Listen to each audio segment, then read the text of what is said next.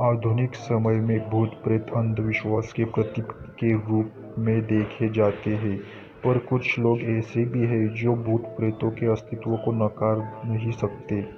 कुछ लोग पढ़े-लिखे, जिन्हें भूत-प्रेत पर पूरा विश्वास होता है, वो भी इन आत्माओं के अस्तित्व को नकार जाते हैं, क्योंकि उनको पता है कि अगर वे किसी से इन बातों का जिक्र किए तो सामने वाला भी यही बोलेगा।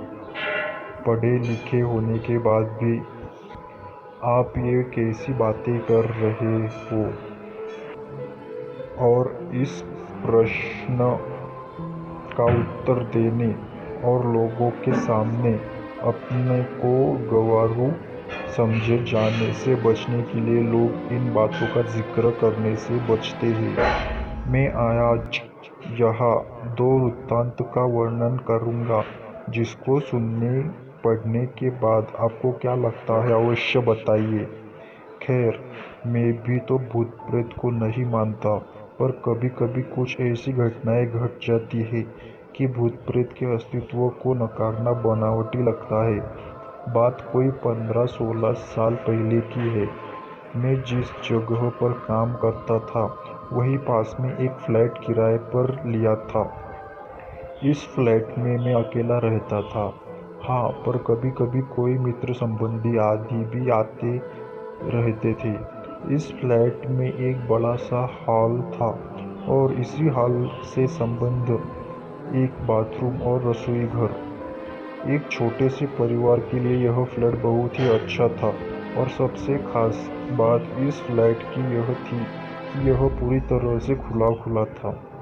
मैं आपको बता दूं कि इस फ्लैट का हॉल बहुत बड़ा था और इसके पिछले छोर पर शीशे जड़े दरवाजे लगे थे, जिसे आप आसानी से खोल सकते थे। पर मैं इस हॉल के पिछले भाग को बहुत कम ही खोलता था, क्योंकि कभी-कभी भूलवश अगर यह खुला रह गया तो बंदर आदि आसानी से घर में आ जाते थे और बहुत सारा सामान इधर-उधर कर देते थे। आप सोच रहे होंगे कि बंदर आदि यहाँ से आते होंगे, तो मैं आप लोगों को बताना भूल गया कि यह हमारी बिल्डिंग एकदम से एक सुनसान किनारे पर थी। यहाँ इसके अगल-बगल में बहुत सारे पेड़-पौधे, जंगली झाड़ियाँ आदि थी। अपने फ्लैट में से नीचे झाँकने पर सांप आदि जानवरों के दर्शन आम बात थी। एक दिन शाम के समय मेरे गांव का ही एक लड़का, जो उसी शहर में किसी दूसरी कंपनी में काम करता था, मुझसे मिलने आया। मैंने उससे कहा कि आज तुम यहीं रुक जाओ और सुबह यहीं से ड्यूटी चले जाना। पर वह बोला कि मेरी ड्यूटी सुबह 7 बजे से होती है, इसलिए मुझे 5 बजे जगना पड़ेगा और आप तो 7-8 बजे तक सोए रहते हैं, तो कहीं मैं भी सोया रह गया तो मेरी ड्यूटी नहीं हो पाएगी। इस पर मैंने कहा कि कोई बात नहीं, एक काम करते हैं, 4 बजे सुबह का अलार्म लगा देते हैं और तू जल्दी से जगकर अपने लिए टिफ़िन भी बना लेना। पर हाँ, एक काम करना, मुझे मत जगाना। इसके बाद वह रहने को तैयार हो गया। रात को खा पी कर लगभग 11:30 तक हम लोग सो गए।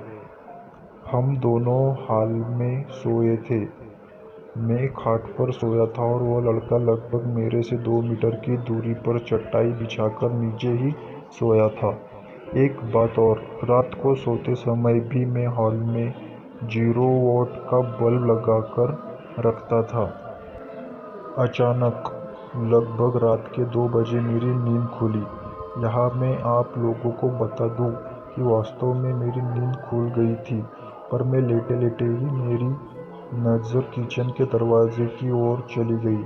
मैं क्या देखता हूँ कि एक व्यक्ति किचन का दरवाज़ा खोलकर अंदर गया और मैं कुछ बोलूं इससे पहले ही फिर से किचन का दरवाज़ा धीरे-धीरे बंद हो गया।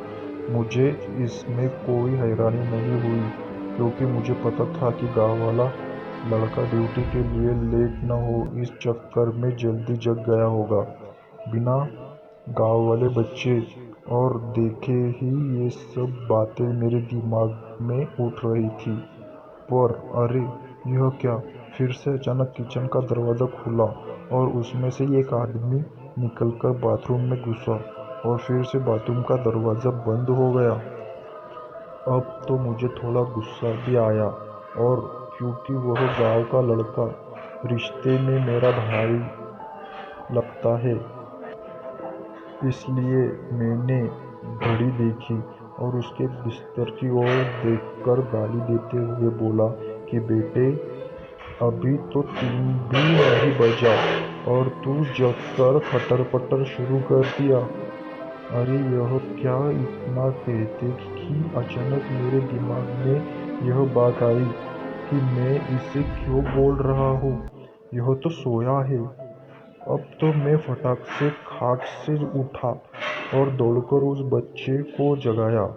वह आँख मलते हुए उठा, पर मैं उसको कुछ बताए बिना सिर्फ इतना ही पूछा कि क्या तू 2-3 मिनट पहले जगा था?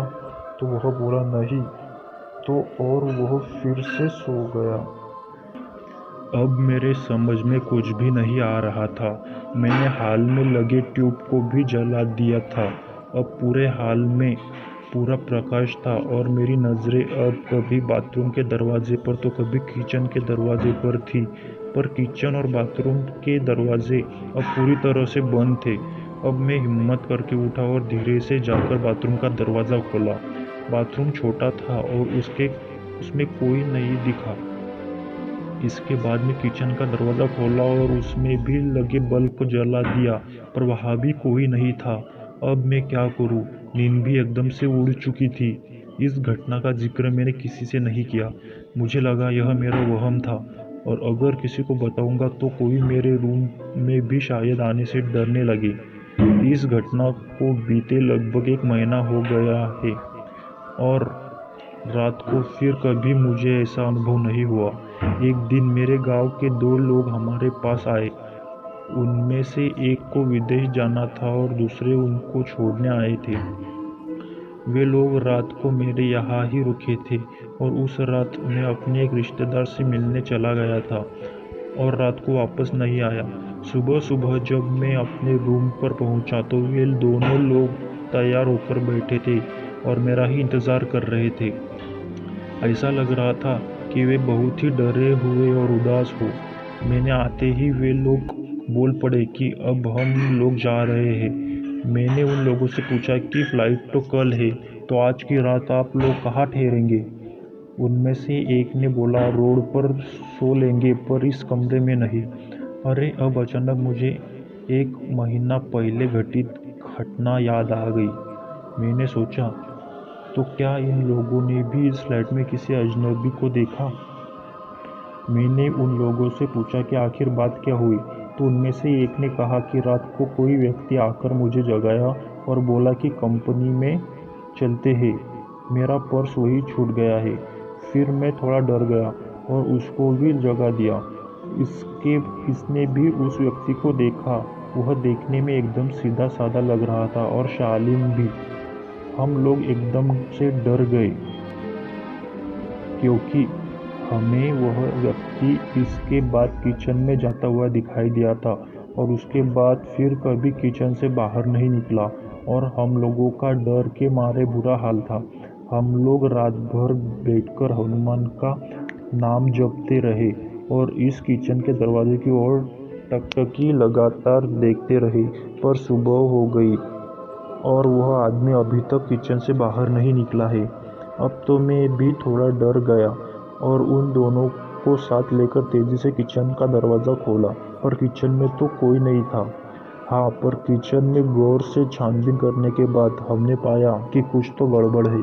जी हाँ, दरअसल फ्रिज खोलने के बाद हमने देखा कि फ्रिज में लगभग जो 1 किलो टमाटर रखे हुए थे वे गायब थे, और टमाटर के कुछ बीज, रस आदि वही नीचे गिरे हुए थे। और इसके साथ ही किचन में एक अजीब गंध फैली हुई थी। खैर पता नहीं यह हम लोगों को वहम था या वास्तव में कोई आत्मा हमारे रूम में आई थी। मैंने इससे छुटकारा पाने के लिए उस फ्लैट को ही चेंज कर दिया और दूसरी बिल्डिंग में आकर रहने लगे। चलिए अब दूसरा वृत्तांत फिर कभी, क्योंकि इस समय मेरे रोए खड़े हो गए हैं और शरीर में भी सिरन भी लग रही है। तो दोस्तों, आपको कथा कैसी लगी आप नीचे कमेंट बॉक्स में कमेंट करके मुझे अवश्य बताइए। और अगर आपको ऐसे ही वीडियो और भी चाहिए होंगे तो कृपया चैनल को लाइक, शेयर और सब्सक्राइब कीजिए।